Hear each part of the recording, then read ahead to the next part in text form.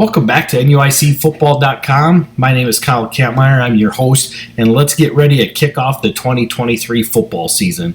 This year obviously starts with the return of Lena Winslow, last year's Class 1A state champion. We also have the return of 8-man state runner-up Amboy as the Clippers made it to the state championship game for the first time since 1984.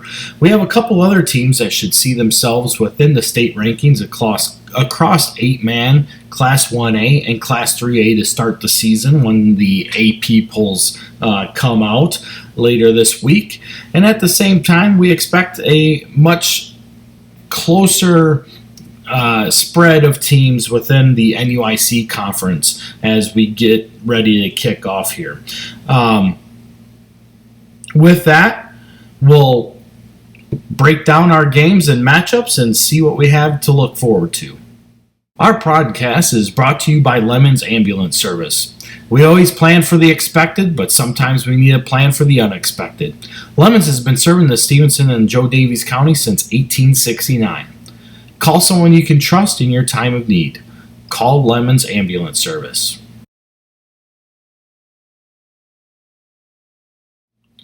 Okay, the first game that we're going to talk about is going to be in the 8-man game.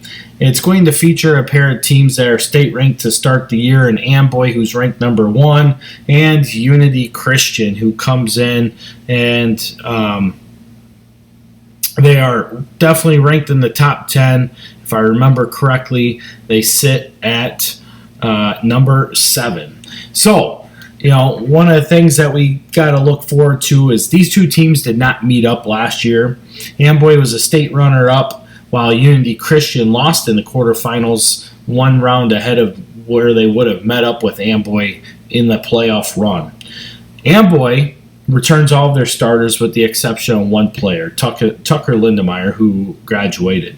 Unity Christian should have been returning a lot of players, but they had a lot of kids transfer out from what we're being told, and that includes their star running back, Leighton Miller, as they transferred to Macon Meridian this year.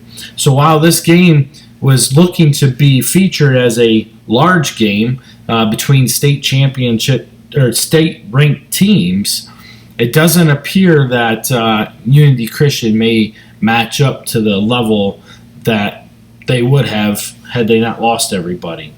On the other side of the ball, though, is Amboy. Amboy's geared, ready to go with the return of Brennan Blaine, Landon Welchel, and Quinn Leffelman. And then you also have the quarterback, Eddie Jones, returning as he got significant playing time in the injury last season to Tucker Lindemeyer as well.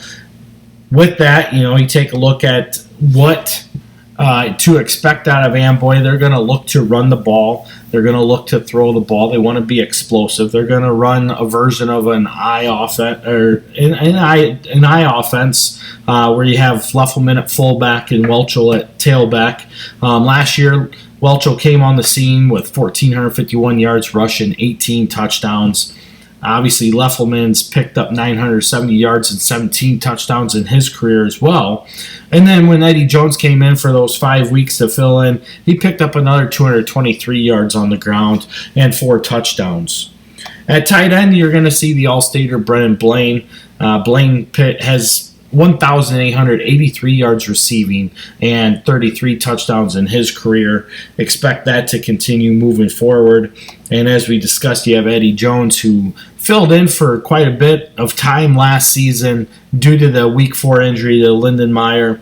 Jones helped keep Amboy on pace for the great season that they had.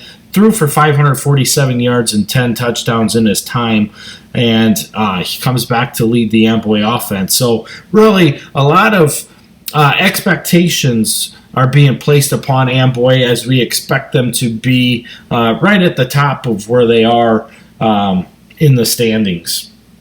Defensively, they're going to be led by Blaine and Leffelman at the defensive end positions, where both of them have racked up over 100 career tackles and over 12 sacks each. Welchel will be back in the middle at linebacker, where he picked up 119 tackles last season as well. So you can expect a lot of big things out of the Clippers this year. And then their offensive line, led by Landon Montavon and Trey Payne as well, will give the Clippers a lot to look forward to. Originally, this game was going to be something I thought we'd talk a lot about, but by the looks of it going into this game, it should be Amboy's to win relatively easy, provided that they come prepared, ready to take care of business. My pick is Amboy in this game. Our next game is going to feature AFC at Orangeville. This game is going to be in Orangeville on Saturday at 1 o'clock. Last year, these two teams did not meet. AFC made the playoffs for the first time since 2005. However, they do lose a lot of key players from what they had last year. Orangeville, on the other hand, missed the playoffs for the first time since 2016, but they returned quite a few players from a year ago. Leading that route is going to be the return of Blake Fulgate at running back. Very explosive runner. Fulgate did a lot for the Bronco offense early on and then even later in the season as well, as he ran for over 1,400 yards last season, while Orangeville struggled to a 1-8 record. However, he did run for 25 touchdowns as well, and they should see that kind of productivity continue to develop moving forward. Another person that returns for the Broncos is going to be the quarterback, Cody Worth.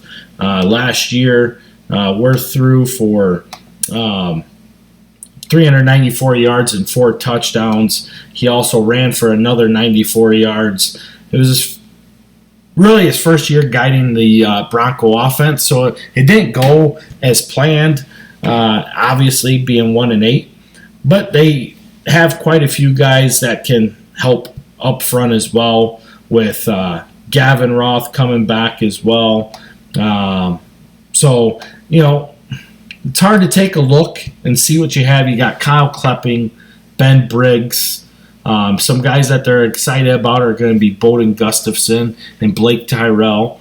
And if Orangeville can get things moving right, they should be looking pretty good. Obviously, AFC kind of went by storm last season with their all-out passing offense. Did not bode very well once they reached the playoffs, as they got beat in the first round, as expected, unfortunately, with the way the seedings went out. But, losing a lot of players, and we haven't really gotten a whole lot of information from AFC on what they have coming back. It does appear that they may have 2 receivers that come back from last season, but the question remains is who's going to be the one throwing the ball to them. If they can continue to move forward with that passing offense, this could be a very good game. But right now I'd have to give the nod to Orangeville, as I feel that they have enough returning players that have experience under their belts to get them started in the winning direction. Our next matchup takes us to Polo, where they will play host to Peoria Heights. These two teams did not meet last year. The Patriots went 1-8 last season, their only win coming by way of a Week 1 forfeit. After that, they lost all of their games by 20 points or more to finish the season 1-8.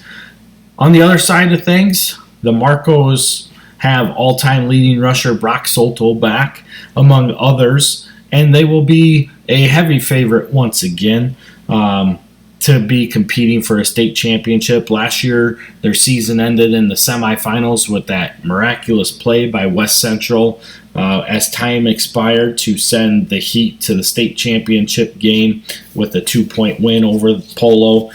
Polo has been right there knocking on the door every year since their inception into the 8-man game. They were the 2019 and 2021 state champions. Obviously, the 2020 season happened in the spring, and we didn't have a playoff that year.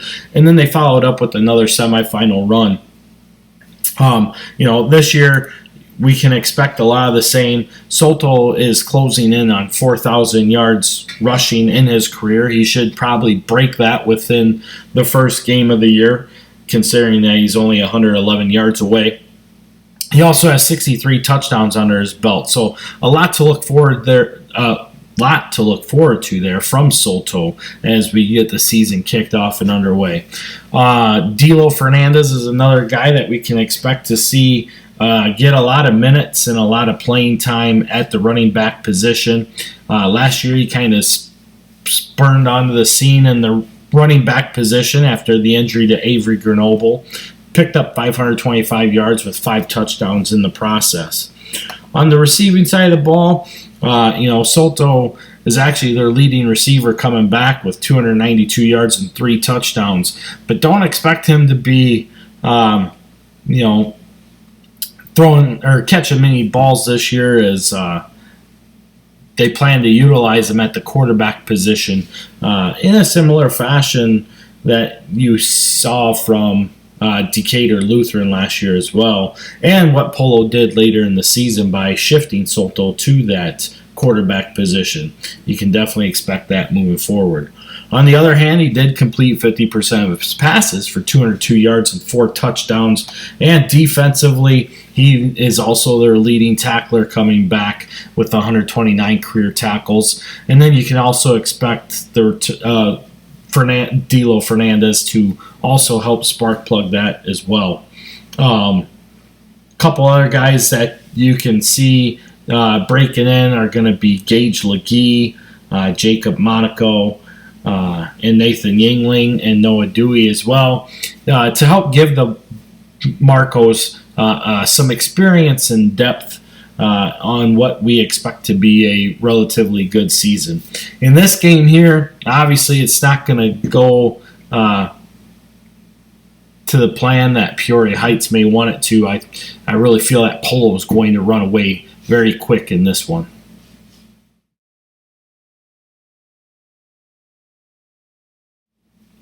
Our 8-man game of the week is powered by Best Realty, your premier choice to buy or sell your home in Stevenson, Winnebago County, including Lake Somerset. Best Realty. This game is going to feature River Ridge at Milledgeville. Last year, Milledgeville won this game 66-14 in Week 8, and obviously it was a big runaway game. Milledgeville returns All-State player Connor Nye as they look to push past the quarterfinals this year after reaching the quarterfinals in back-to-back years. River Ridge, on the other hand, is looking to utilize George Winter in the run game and finish games that they didn't a year ago when they finished with a 4-5 record.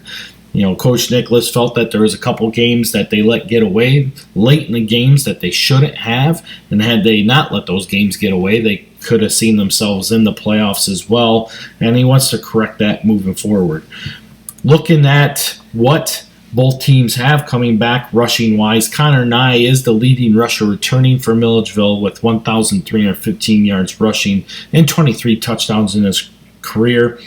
On the other side of the ball is George Winter and Seth Nicholas. Those two have combined for just shy of 2,000 yards and 20 touchdowns over the course of their career as well. So you can expect quite a bit coming back from both teams. Looking at what the offense for Milledgeville also consists of is Nye at quarterback, where he's also been very lethal, throwing for 2,906 yards and 53 touchdowns, just 10 interceptions. So, in this game, River Ridge is going to be looking to run the ball a lot, more so than what Milledgeville will probably do. Milledgeville is very good blended. They want to run the ball, they want to throw the ball, and they want to utilize different parts of their offense to kind of throw the defense offside. And really, they're going to have, a larger upper hand in this game due to the experience level that they have, especially with the playoff history that they've recently been on. It wasn't too long ago that River Ridge was in the same boat as Milledgeville. They kind of fell off a little bit after the COVID year, unfortunately, but they still look to return some guys that can definitely help them out, provided they can move things forward. With Milledgeville, too, they're looking at Connor Johnson to be a bigger playmaker this year. He's got 203 yards receiving with 5 touchdowns in his career. They got Colton Wilk back. They're hoping to get Landon Frederick back as well. So it's all a matter of what they can do. And for River Ridge, a lot of stuff runs through George Winter, but they're going to expect bigger things out of David Buck as well. On defense, Seth Nicholas and Brian Appleby will be the leaders on that defense, along with George Winter, as they're going to be looking to help guide the River Ridge defense, shore up some holes that they need to fill in order to get back to a winning record and back into the playoffs in the 8-man game. For Milledgeville, they have Bryce McKenna. They got Dalton Adamic, Connor Nye, and a couple other guys there that are going to definitely help the Missiles keep moving forward as expectations are building on them as well. It looks like Milledgeville is going to come into this game ranked number 3 in the state. River Ridge has been talked about the potential of being one of the top 10 teams despite having a 4-5 record last season, and some of that just plays on to the fact of how their schedule was, what they should have done, what they do return. So, we are looking forward to this game for both teams to see how both can enter the 2023 season. I don't know if we can expect the same score differential. Obviously, for the Wildcats, they definitely want to cut that score differential down to be more in their favor. And for Milledgeville, you just want to stay hot where you're at and get a good win at home to kick off the year. But I do like Milledgeville in this game. I think they are going to win this game. And who knows, maybe we'll see River Ridge do some things that we haven't seen them do in about 2 seasons. So if they do, you can expect a closer game. But if Milledgeville plays to how we've seen them over the last 2 seasons, this could get ugly quick. All right, we're going to move over to the 11-man side of things, where our first game we'll discuss is Fisher at Dakota. Last year, these two teams did not meet. Fisher actually didn't even have a varsity schedule last season, as they played a JV schedule only. Dakota, on the other hand, went 5-4 before they went on a run and turned it into a quarterfinal run in the playoffs at that, before losing to Forreston 20-8 in that quarterfinal game. Obviously, we don't have a lot of information on Fisher. They have a new head coach, new system. They're coming back to varsity play for the first time in 2 seasons, so there's not a whole lot to talk about with Fisher that we know of at the moment.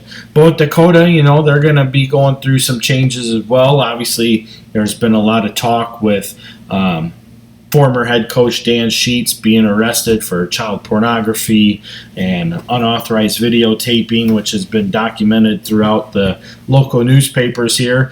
And with that steps in new head coach Eric Diddish. Unfortunately, we have not been able to get in touch with Eric Diddish to find out what exactly he plans to have for an offense and whatnot. But taking a look at what we do know about the Indians, you can expect them to stay in their traditional wing T offense, mixing in a wishbone offense as well, as they look to have a running attack for the team this year. Leading rushers coming back. They don't have a lot of depth here coming back, with fullback Connor Matthews, their leading rusher, at 272 yards and 4 touchdowns in his career. And then you have Jason Bowers with just 10 yards rushing in his career. So not a lot there for them, but you can expect to see Tristan Alexander picking up some carries at the tailback position. They're moving Nolan Mayberry to the quarterback position. So with those transitions, Dakota is definitely looking to utilize speed in the backfield as well. Receiving, Their leading receiver coming back is Tristan Alexander and Braxton Niedermeyer. Both of them only caught a pass each so far in their careers, so not a lot of, again, statistics there to really build off of. But like I said, with Tristan playing in that halfback role, expect him to get more carries in the Indian offense. Braxton's going to be utilized more as a blocking tight end, but you can see him line up in the offense to go out for passes when they do decide to throw the ball. And like we said, Nolan Mayberry moving the quarterback. No statistical information on Mayberry yet, as he's only taken a couple snaps at quarterback. It's only attempted one pass in his career, which went incomplete. Defensively is where they're going to have some more experience coming back. Connor Matthews at middle linebacker has racked up 90 career tackles with 7.5 sacks. Mayberry is going to return to defensive back, where he's picked up 49 tackles in his career. You're going to have Tristan Alexander as well. You can expect Kimari Spates and Joe Perez back. And then on the offensive line, you can look to see Avery Bowers with Kimari Spates coming back as well. So those guys are familiar faces for the Indians. So it's not like they don't have experience coming back. They just don't have a lot of the stats to go with it. Obviously, they have they're a big question mark right now. Dakota's one of those teams where they have to get out of the gates fast. They're going to have a tough schedule in front of them that may not bode well for them moving forward early in the season, but they definitely, if they can get through the hurdles that start off the season in a respectable way, then you could see them potentially progress, provided that they stay together, keep working hard, and doing all the small things the correct way. This game, though, should be the plan of attack that Dakota wants to have, along with providing them with the opportunity to win. They're going to play this game on Saturday at 1 o'clock, so it's the only Saturday game we have in the NUIC in 11-man football. So it should be a pretty good crowd there to watch this game as well, as the Indians hope to open up 2023 with the W. We feel they should, as like I said, they're playing Fisher. Not a whole lot is known about Fisher, and they don't really have a whole lot of varsity experience under their belts currently. So expect Dakota to win this one big. Our next game is going to feature Galena at EPC. This game will be played in Lanark to start off the season. Last year, Galena won this game 28-13 in Week 6. Both teams last year missed the playoffs. Both return key players from last season as well. This Week 1 game is going to be an important kickstart to the season for the winner of this matchup. Obviously, this game is going to be very intriguing, as both defenses are going to be running a four-man front. You can expect different packages out of both teams. Offensively, they both like to mix a tight version of an I offense, and then they'll go into a spread offense or approach style offense as well. So you can expect to see both these teams kind of mirroring each other a little bit on their offensive tendencies, which should be pretty fun to watch. We expect both these teams to really be improved upon where they were last year. EPC was 3-6 a season ago. Galena was 4-5. There's been a lot of talk that Galena may be down, but you talk to a lot of people closer within the Galena reins, and they have a lot of returning players from last year still coming back. A lot of their key players are coming back, such as Roman Romer, Miles Schumacher, and Jack Reese. So, they have some players that are there that they can rely on. On the other side of the ball, EPC is looking for Jackson Kemple and Brady Schweitzer to really help control the offense. Nobody really brings back any explosive stats that fire off the page, but on the receiving side of things, again, you have Ethan Petta with 312 yards for EPC and 18 catches.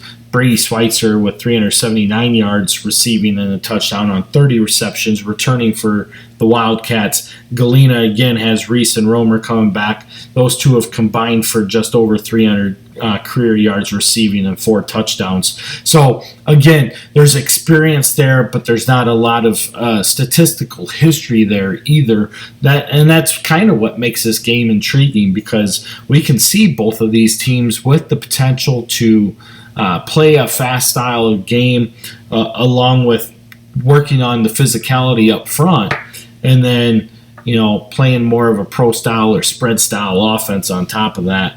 And both these teams are going to be working to get back into the playoffs again. Defensively, that edge is definitely going to go to EPC as Will Burchin returns as the leading tackler. He had 108 tackles last year. He'll once again be at linebacker. You have Kemple and Schweitzer right there as well. And then you have Ethan Petta and Jaden Downs, who will be at the defensive end position. For Galena, it's Jack Reese and Keaton Bauer are really the only big names that we know of coming back for the Pirates this year. So there's a lot of things that are unknown about Galena as far as a statistical standpoint goes. But, Coach Freed was pretty high on what he had coming forward with his team, the strength and physicality of which they've been working out at, and the gains and improvements he's seen in the offseason, along with the closeness that this team has. So, he's expecting this team to be better than what they think. Obviously, we picked Galena to be 2-7 in our preseason standings. Likewise with EPC, we expect them to be 4-5, which is still an improvement from what we see last year. But both of them are going to have uphill climbs and an already tough and always tough NUIC conference. But we definitely expect the conference to be a lot tighter this year than what we've seen in years past. There's definitely some shuffling that could go around within the standings, even the ones that we put out. So, while we put those out and that's kind of how we see things shaking out, anything is possible right now. It's the start of the season, and obviously there's some good things to build off of. Both these teams have seen some success at the JV levels. Now it's just trying to move that forward into the varsity level as well. But in this game, I like EPC in a close one here. I think this is going to be one of the best matchups of the week. It definitely could have been game of the week type material here, especially with how important this game is to start the season for both these teams. But EPC is my pick to win. Don't be surprised to see Galena in an upset, however, if Eastland Pearl City kind of comes out flat. We're going to move over to the west side of Stevenson County, where the Lena Winslow Panthers come in as the defending state champs, and they are going to play host to West Carroll. Last year, Lena won this game 70-0 in Week 4. Last year, West Carroll was a very young team. They definitely took their lumps in their first season back to varsity action since the 2019 season. However, they are going to be under a new head coach once again, as Mike Bixler takes over for West Carroll. He last was there from 2009 to 2012, 2013, somewhere in that time frame, where he spent a couple years there and before he moved on. But he does return to West Carroll, obviously very familiar with the NUIC, as well as he spent a few years at Dakota during their championship era time frame as well before transitioning to West Carroll. But, there's been some rumors on whether West Carroll is going to have a team this year or not. They will have a team. Unfortunately, they did have some players get injured that will be out for the year. So I've recently found out that they'll have to cancel their JV season. But their varsity season is looking pretty good. They have 19 guys that are truly varsity age players, and they got about 30 total players roughly around there. So numbers are definitely on the are looking decent for this season for West Carroll as well. And they look to be growing a little bit too. Like I said, they were young last year, so they're excited with what they have going on, and they expect to be a a little bit more well prepared for the varsity action in the NUIC this year. But it's no easy task when you're going to go into the Panther Den of the Leamon Athletic Bowl and play the 3-time defending state champs. Leamon is looking to replace a lot of holes and rebuild to stay on top of Class 1A and the NUIC. And by a lot of holes, they have a lot of holes. They only have 3 returning starters on offense and 1 returning starter on defense. So they definitely have a lot of things to look forward to in order for people to step up and play at a high level. However, don't be remiss to think that Leamon's going to be at the doormat because they only have few returning starters. They have a lot of experience still returning with guys that got playing time last season in the blowout games that Lena Winslow had. On top of that, the JV team or Fresh Soft team did go undefeated last year, winning by way of running clock in every game that they played as well. So they're definitely going to be well prepared for what they have going on this season. I don't have a lot of information on West Carroll, unfortunately. Coach Bixler did not get back to me. Hopefully he will throughout the season, but we do have information on the Panthers and what they have coming back. And one of the things that they do have is the return of Gage Dunker, who has 1,760 yards rushing in his career with 32 touchdowns. So, he's only 1,240 yards away from breaking that 3,000-yard barrier, which quite a few running backs in Lena Winslow history, especially recently, have done that quite a few times. So he can be the next back in that lineage of greatness that Lena Winslow has put up. Another guy that you can expect to see get quite a few carries, according to Coach Aaron, is Nick Tippett, who's only has 74 yards rushing in his career, but will be able to take the workload that they are going to need in order to help supply Dunker with some relief and help and run that Panther offense, what we're used to seeing. Lucas Fye can also be seen to get some carries as well, along with Blake Duncan and Eli Kluckler. Passing the ball, well, Lena Winslow may pass the ball a little bit. However, we don't usually see them pass the ball a whole lot, and they have no statistical information returning on throwing the ball. So it'll be interesting to see how they shape their offense. But defensively, they're going to look pretty sound as well. You got Gage Dunker again returning at linebacker this year with 157 tackles. You got Mari Paisley returning, Odin Stabenow, Casey Cleaver, Luke Stabenow, and then you're going to expect some guys like Tanner Kemple, Mason Spidall, and a few of these other guys to pick up some slack. And that's where Coach Aaron is talking about. He's got experience, but he needs some guys to step in. Another guy you can expect to see in there is going to be Landon Grindy as well. So, these guys it's their turn to make their name for what they want to do and leave their legacy at Lena Winslow, and that's kind of the turning point that we see right now for the Panthers as we head into 2023. But you can still expect them to be ranked number 1 when the AP polls come out, most likely. Pretty high sign of that, but at the same time, they kind of get a gravy game to start off the year, and they should roll pretty easy in this one.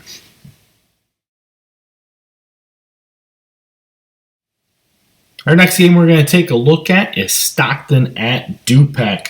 Last year, this game was played in Week 9 where Du-Pec won 41-12. Stockton welcomes in a new coach this year with a deep core of returning players. Will this be one of the keys for Stockton to return to playoffs?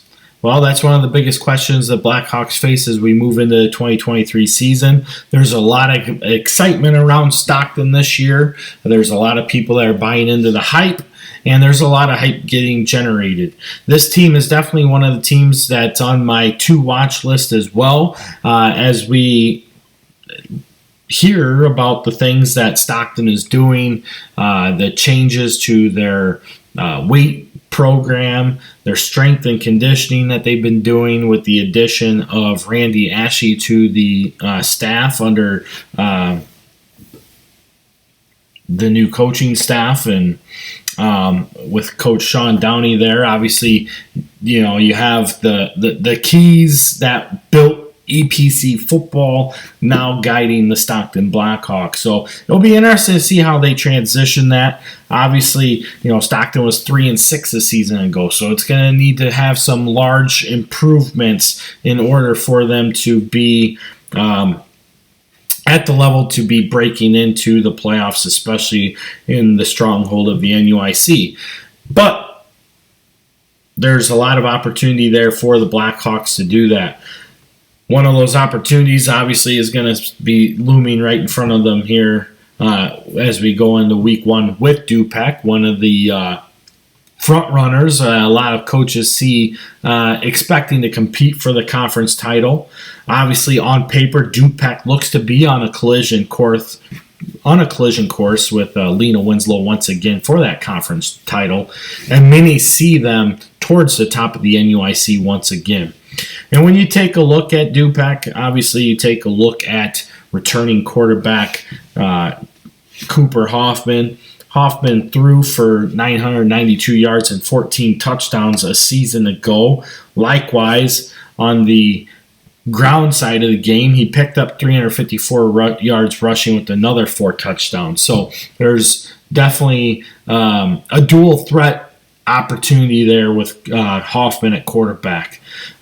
Speedster Jalen Nowd will also return. He had 439 yards rushing and 3 touchdowns in his career so far. And then you have the return of Drew Williams and Brody Black. Those guys will probably see more time in the receiver roles. And then obviously they're awaiting the return of Nathan Folk as well, who has to return from injury. But either way, Du-Pec has a lot of the skills position and the firepower to make things happen. On the other side of the ball for the Blackhawks, they're going to be looking at speedster Carl Hubb to get things going. He has 640 yards rushing with 7 touchdowns in his career. And at the fullback position, you're going to see Tanner Guile, who has picked up 254 yards and 2 touchdowns in his career as he transitioned from an offensive lineman into a running back. Some other guys that you can expect to see making some plays are going to be Brady Haas and Garrett Luke as well. We'll see what they have. They're going to move Kobe Tucker to quarterback. So the senior is going to move from a receiver to the quarterback position. And, we'll see how everything transpires there, as well as, we're going to expect Stockton to kind of be a multi-set type offense. Similar to Du-Pec. Du-Pec's going to run more spread with a single back offense. Shotgun is typically how they like to run their offense. Stockton, I think you're going to see anything from wing or eye, wishbones type stuff, and then go into a spread offense as well, as Coach Downey calls it. He said he's got multiple set, which is something that we were very familiar with them at EPC. Brings back to their 2014 state championship run, where their offense was a big-time running offense, and then at the same time, if they got shut down on the run, they were able to transition into a spread offense and throw the ball around. And you can expect Downey to do the same thing here with the Stockton team. Defensively, on the other side of the ball, the Blackhawks are going to look a lot for Michael Haas to plug up things up the middle at nose guard. You have Wesley Logeman returning. Again, you have Tanner Guile and Carl Hubb all coming back. And then Kobe Tucker as well. For Du-Pec, again, you're going to look at Nowd. You got Jackson Diedrich returning. He's going to be a big-time playmaker for Du-Pec and will need to be for the Rivermen to see some success, both in the passing game and at tight end blocking, but on the defensive side of the ball at the linebacker position as well. Again, you have Drew Williams as well, and then you got Max Milbrath and Grant Johnson are going to be some guys that Du-Pec's definitely going to look to lean on, and Eric Kermitsey as well. And then expect to see Connor Hughes. That's a name that we haven't mentioned a lot. Hasn't had a lot of opportunities, but he's going to be taking on the running back duties primarily for the Rivermen in replacement of A.J. Mulcahy as well. So while he's not a household name yet, expect him to become one pretty quick. Obviously, this game's going to be in Durand to kick off the season. Stockton is excited about this opportunity. Taking a look at last year, they're one of the things that they definitely want to do is try to keep this game closer than the 41-12 game that it was a season ago. On the other hand, Du-Pec wants to get out of the gates quick, early, and often, and a lot of people are expecting them to get out to a 5-0 start before they meet up with Lena Winslow. But you got to take it one step at a time, and that's what both teams need to be focused on as we head into this first matchup. But I like Du-Pec in this game. Obviously, they're definitely one of the favorites. Once again, in the strong NUIC conference, you can expect to see Du-Pec most likely ranked towards the bottom of the top 10 in Class 3A to start the season when the AP rankings come out as well. So, yep, my pick's the Rivermen in this one.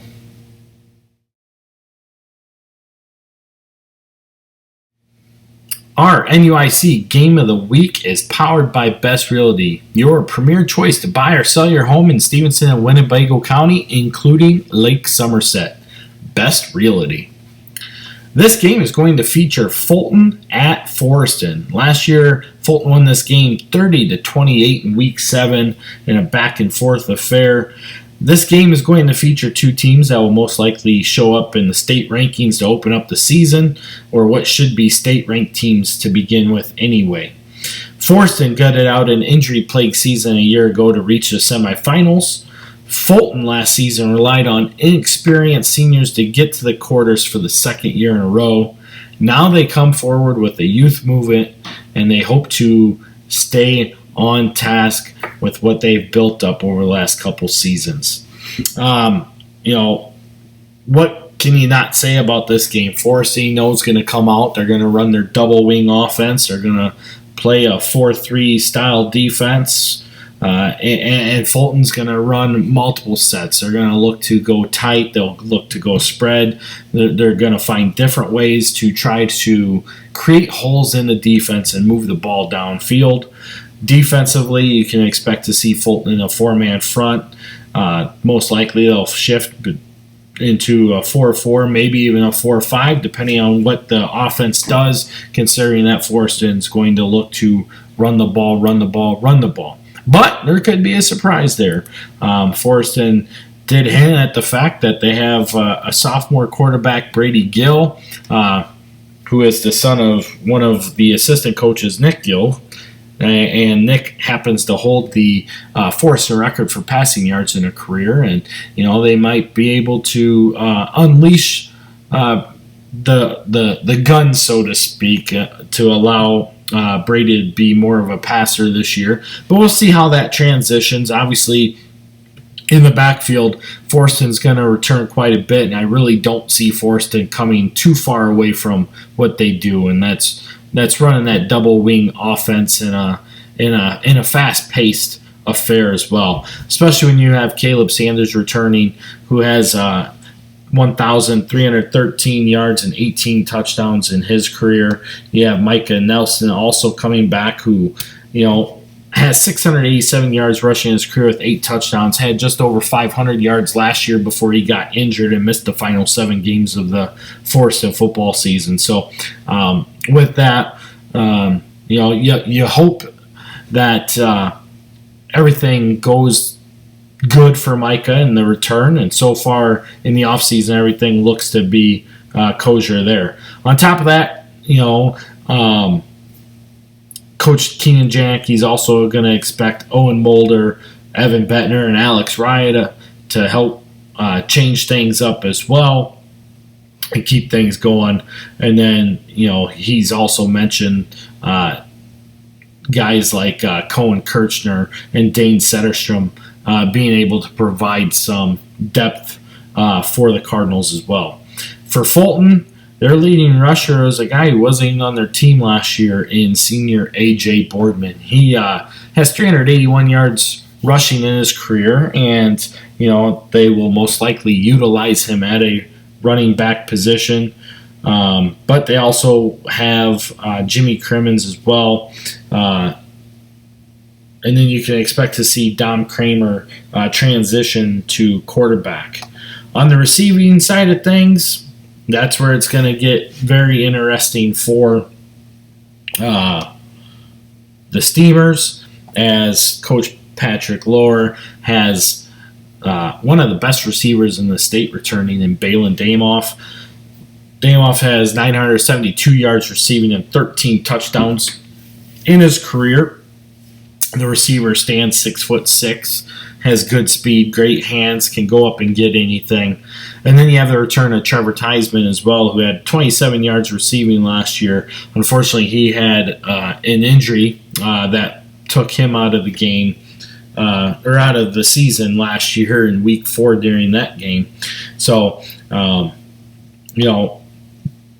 looking to stay healthy is definitely going to be a key. Like I said, Dom Kramer's transitioning to quarterback.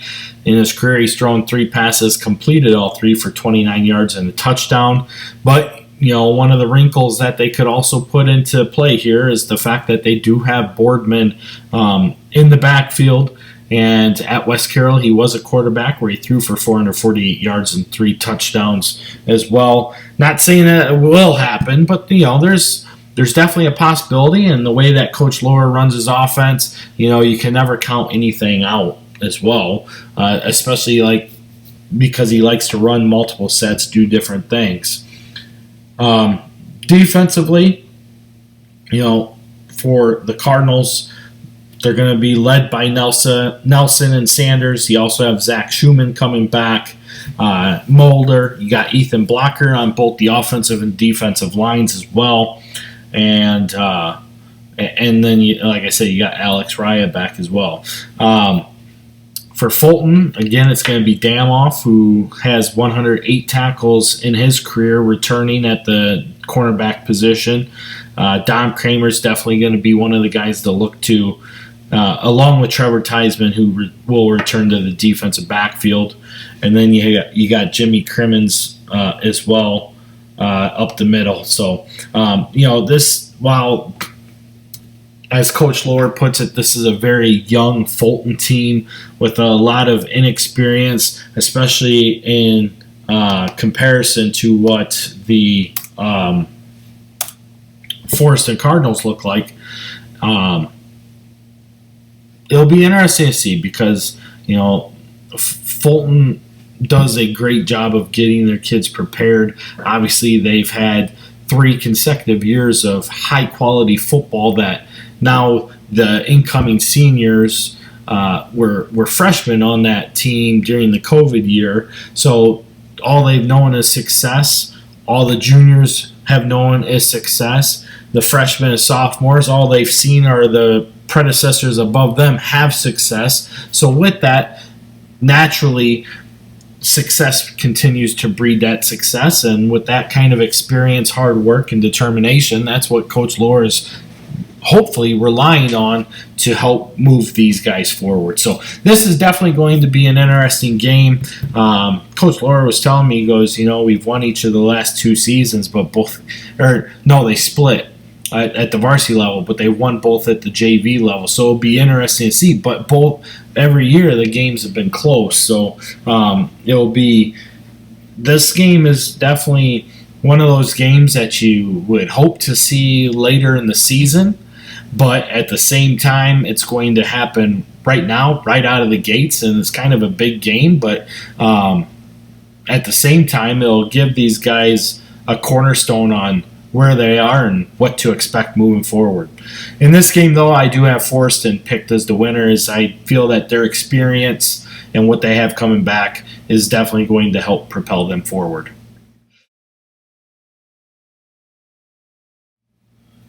All right, coming up next, we'll bring to you our NUICfootball.com state rankings on behalf of Leading Edge.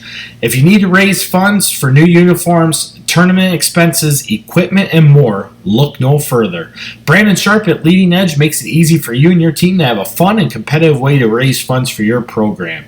Call Brandon today at 563-514-1647. Leading Edge Fundraising. That's the way to go.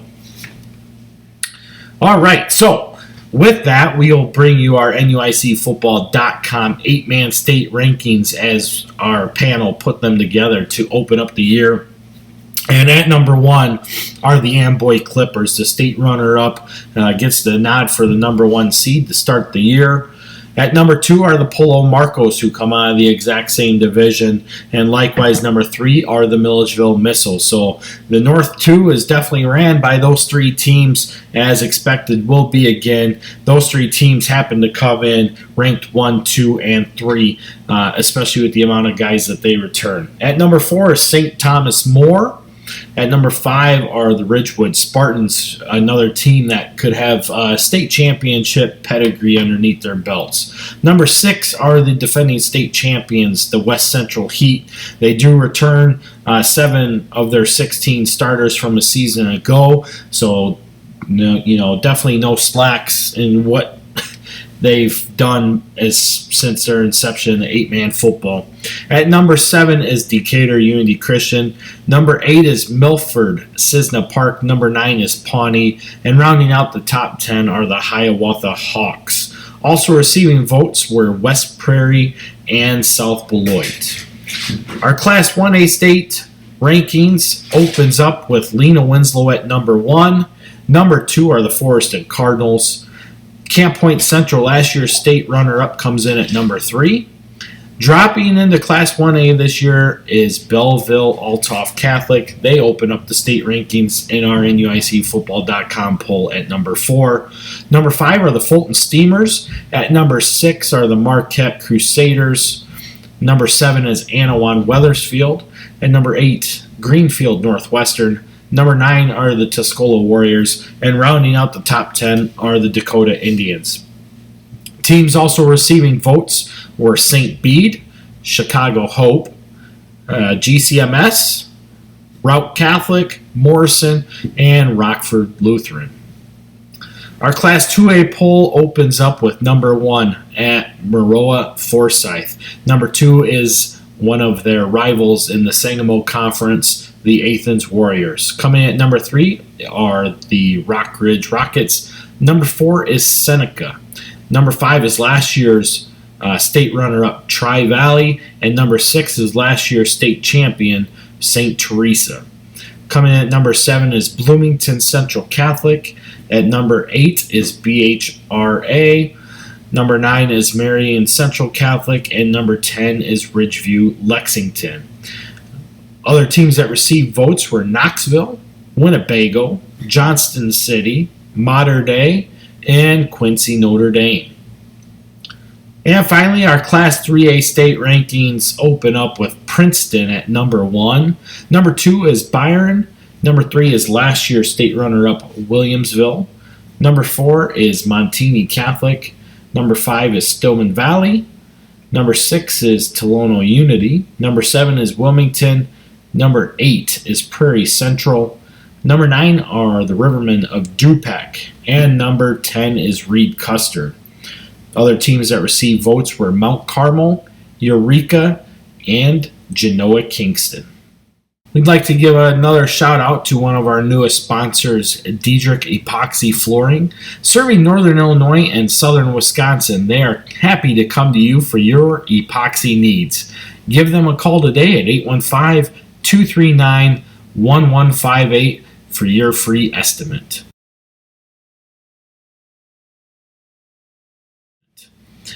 Well, that gives you a wrap up of what we see happening in the NUIC as we head into week 1. We look forward to some good games. Some of these games are very intriguing, especially when you take a look at the 11-man side of it. The 8-man side, our game of the week could be a little on the disappointing side if Milledgeville takes care of business as expected, but at the same time, if River Ridge can play up to the level that we've seen them play a few years ago, and with their experience coming back, can kind of match that intensity, that could be definitely a good game. But the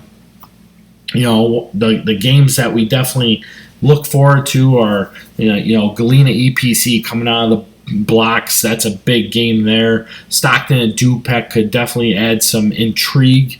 And then, of course, the Fulton and Forreston game's the biggest game on the docket this week. But either way, we're getting ready to set our mark on the 2023 football season, and it's going to be a fun one. So get out to your games, root for your teams. As always, root for the NUIC.